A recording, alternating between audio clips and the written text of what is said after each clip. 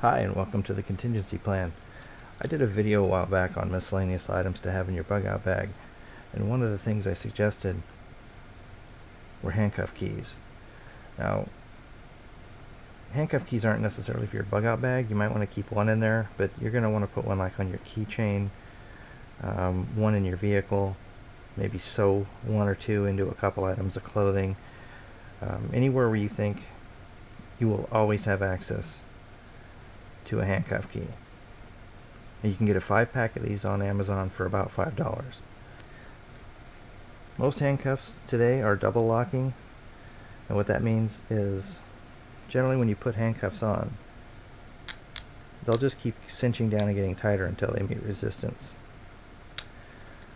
Way to prevent that is to put them on, get them where you want them on the person's wrist, insert the end of the handcuff key into the slot, push to the right or up, and lock it.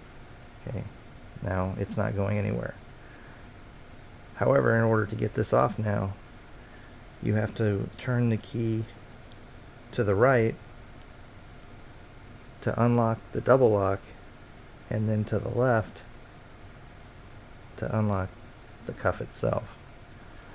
Now this is all fine and dandy if your captor is polite enough to handcuff you in front.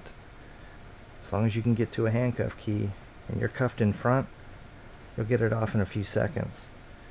However, if they double lock your cuffs and they cuff you behind your back, doing this behind your back will require practice. So you're going to have to find a friend willing to handcuff you behind your back, double lock the cuffs, and then you have to practice taking them off.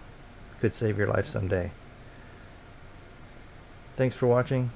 God bless. Peace.